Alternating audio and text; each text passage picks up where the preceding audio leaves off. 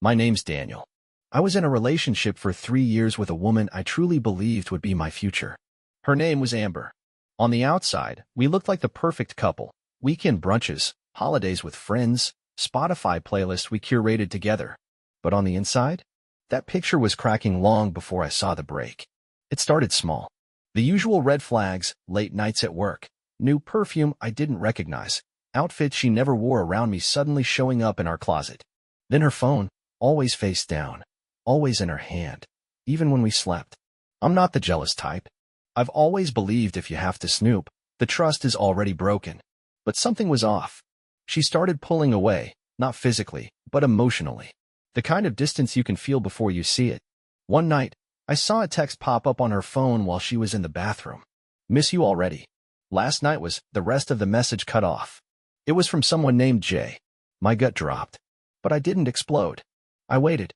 When she came home, she was making a smoothie in the kitchen like nothing happened. I leaned against the doorframe and asked, "Who's Jay?" She turned off the blender, glanced at me, and smiled, not the smile I knew. This was something colder. Cruel. Finally figured it out, huh, she said, sipping from her glass.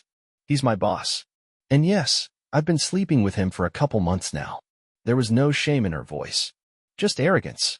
I needed a real man, she added. Not someone who plays video games all weekend with his best friend Adam and watches stupid action movies. I felt the weight of her words hit, not like a punch, but like a slow crack forming in glass. And through the shock, I found something strange, clarity. I asked, "Does Emily know?" Our mutual friend who introduced us. Amber laughed. Emily? She's known for weeks. So has Adam. Most of them have. They understand. My mind raced. These were people I hosted in our home. People I poured wine for. Shared my life with. Now they were just spectators in a game I didn't know I was losing. I pulled out my phone and messaged the group chat. Did you all know? Adam replied first. You're a good guy, Dan, but Amber needs someone more established. Don't take it personally. Emily chimed in. We didn't want to hurt you. Maybe this is the wake-up call you need. I looked up and saw Amber staring at me. That smirk was still on her lips, like she expected fireworks, some meltdown she could later twist into a story. Crazy ex-boyfriend loses it. But instead, I smiled. Not forced, a real smile. And I walked to the bedroom, grabbed my go bag I always kept packed for spontaneous weekend trips, picked up my laptop and keys. As I walked past her again, she looked confused. Where are you going? She asked, her voice finally losing its edge. Out, I said simply. Then I paused and added, keep the apartment. I'm sure Jay can help with rent. Her mouth opened like she wanted to say something, but I didn't give her the chance. I closed the door behind me and didn't look back. I didn't have a plan. Just my car, my laptop, and a savings account I'd barely touched since college. I drove out of the city, no destination in mind, just miles between me and what used to be my life. Every exit sign felt like a release. I didn't cry. I didn't scream. I just drove in silence, like that silence had been waiting for me to finally hear it. I ended up in a small town 2 states over. Rented a month-to-month studio above a coffee shop.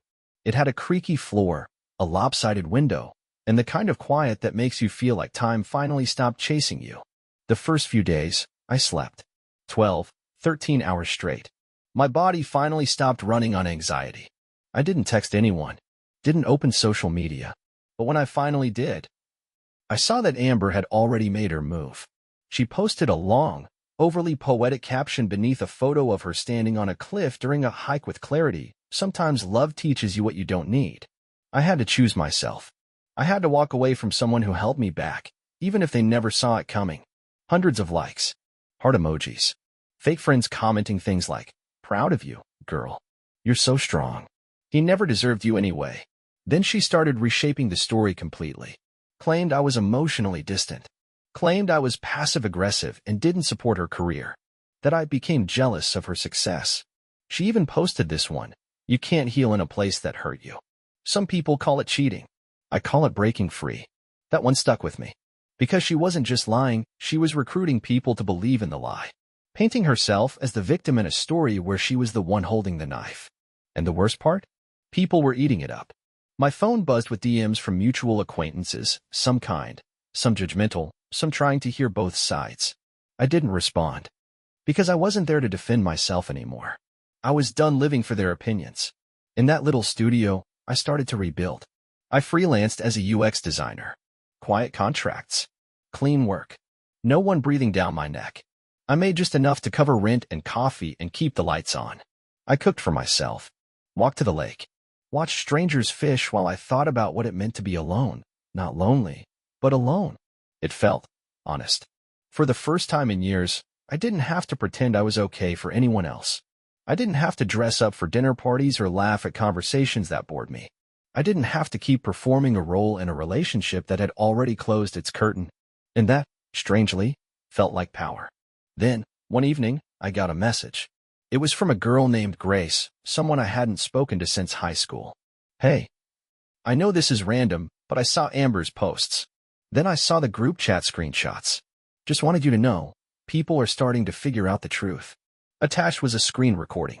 Emily had accidentally uploaded a screenshot in a private story, one that showed the group mocking me before Amber broke things off. Let's see how long it takes him to figure it out, he'll spiral.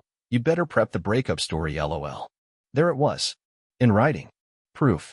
I didn't post it. I didn't message them. I didn't call anyone out. I just saved it. Not as ammunition, but as confirmation. I wasn't crazy.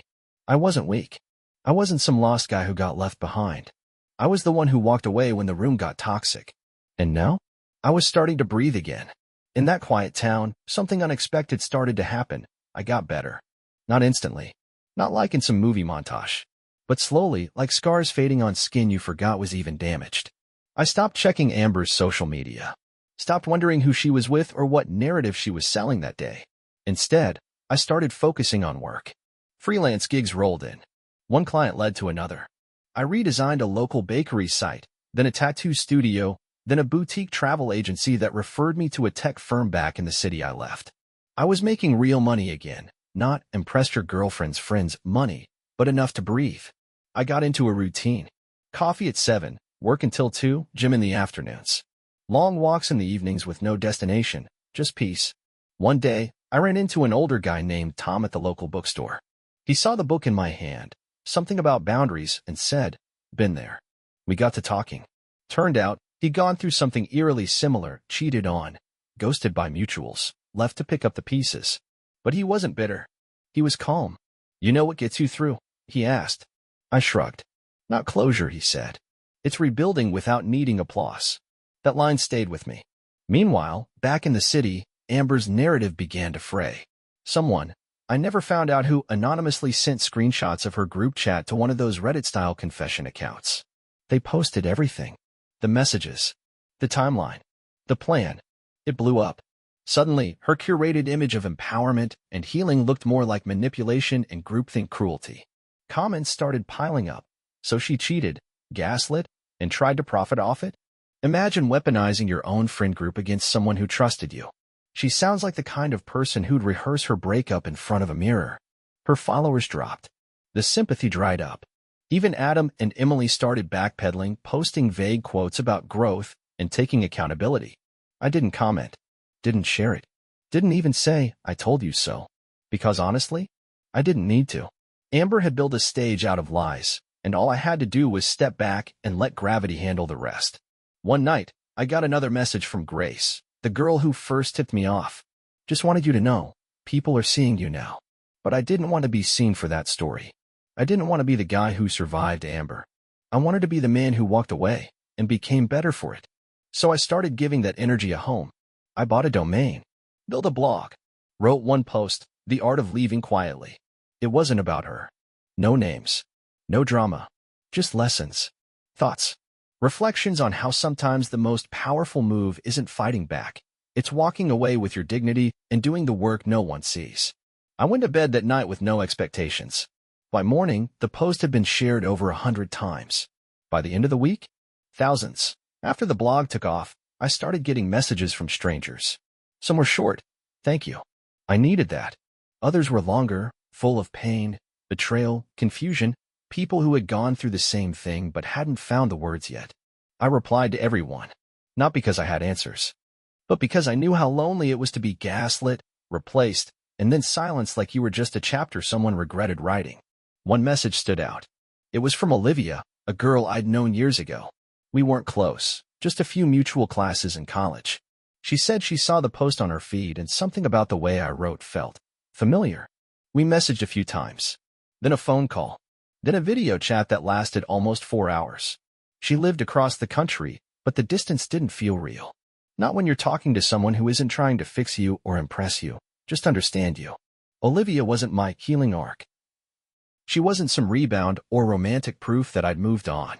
She was just real. The first person in years who never asked me to shrink. Meanwhile, Amber sent me a text. Short. No apology. You really didn't have to humiliate me like that. That was it. No, sorry for lying. No, sorry for cheating. Just blame, because I had the audacity to heal publicly without making her look good in the process. I didn't reply. I'd already said what I needed to say. In silence. In peace. In growth. I moved into a new place, a little cottage just outside town, surrounded by trees. A fireplace. A small porch. Enough space for quiet. Enough space for me. I built a new routine, not one based on avoidance, but on intention. I cooked for myself. Ran in the mornings. Took freelance work only when I wanted it. Some nights I still felt the echoes of what happened. Ghosts don't knock. They just sit with you until you learn not to flinch. But over time, even those faded. The things Amber said, the friends who vanished, the betrayal that once consumed every breath, it all became quiet background noise. White noise behind a better song. Then, one evening, Olivia flew out to visit. We sat on the porch under a sky full of stars and drank cider. She asked me if I ever wished it had gone differently. I thought about it for a long moment. No, I said. If it hadn't broken that way, I might still be pretending it wasn't cracked. She nodded. And for once, the silence between us didn't feel like avoidance. It felt like truth. It had been over a year since I'd seen Amber in person when we crossed paths again. I was in the city for a design conference, nothing major, just a small panel where I was asked to speak about resilience in creative careers. I stayed at a mid-range hotel downtown, walked to the venue, and grabbed dinner alone at a rooftop bar afterward. And that's where I saw her. She didn't see me at first. She was standing near the edge, cocktail in hand, talking to someone I didn't recognize. She looked the same, or maybe just familiar. Not like a wound, but like a photo you forgot you'd taken. I could have walked away. Could have finished my drink, left, let the moment pass untouched. But I didn't. I walked over. Amber. She turned, startled. And for a second, I saw every version of her flash through her eyes. The woman I loved, the one who betrayed me, the one who tried to rewrite our ending. She smiled, but it didn't reach her eyes. Daniel, wow. You look good. I nodded. Thanks. You too. There was a pause, long enough for history to echo, short enough to ignore it.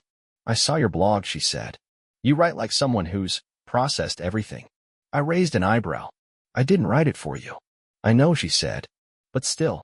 We stood there in silence. No accusations. No begging. Just two people who used to share a life, now reduced to small talk and ghosts. Then she said it. Did I ever really matter to you? Or was I just a lesson? That caught me off guard. Not because it was cruel, but because it was real. So I told her the truth. You mattered. But not the way you think. You weren't a mistake. You were the moment I realized I had to stop letting people decide my worth. She didn't argue. She didn't apologize. She just looked down at her drink and whispered, I didn't know how to love someone who didn't need fixing. And that was that. I walked away. Not out of anger. Not because I won, but because I didn't owe her anything anymore. Not a scene. Not a second chance. Not even closure. When I got back home, I told Olivia about it. She didn't get jealous. Didn't make it weird. She just said, did you get what you needed? I smiled. Yeah, because this time, I left with nothing and still felt full.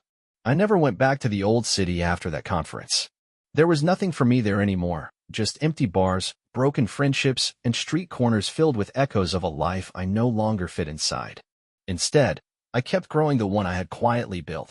The blog evolved into a project. We called it The Quiet Exit. It wasn't just for people like me. It was for anyone who left without fanfare, the ones who didn't scream or post long, dramatic rants online. The ones who just walked away from jobs, families, friendships, relationships, and had to figure out who they were in the silence that followed. We didn't talk about revenge. We talked about rebuilding. We didn't post screenshots. We built resources, workshops, meetups, even free journals people could download to start writing their own stories, not reacting to someone else's. And the best part? I never once had to say Amber's name.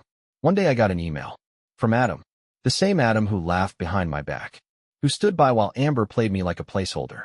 Subject line, I was wrong. I didn't even open it. Not out of spite, but because I didn't need his apology to validate my healing. Forgiveness doesn't always require conversation. Sometimes, it just looks like not needing to carry their weight anymore. Olivia eventually moved in with me. Not out of necessity. Not because I was trying to replace anyone, but because it felt natural. She never asked about the past unless I offered it. Never tried to fix me or wrap up the pain with pretty quotes. She let me be, and in doing that, helped me rediscover who I was before I had to survive someone else's expectations. We build a life not out of noise, but out of intention. Slow mornings, music while cooking, shared books, unshared phones. Simple, solid, true. Every now and then, someone messages me about the original story. They ask, do you ever wish it hadn't happened? And honestly, no, because if it hadn't, I'd still be convincing myself that love meant sacrifice. I'd still be shrinking to fit into someone else's version of success. I'd still be measuring my worth by how long I could hold on to people who were already letting go. Now, I let go first, and I hold on to myself instead. This isn't a story about being cheated on. It's a story about what happens after. When the world gets quiet, when the mask falls off, and when you realize the worst thing that ever happened to you was actually the start of the best version of your life.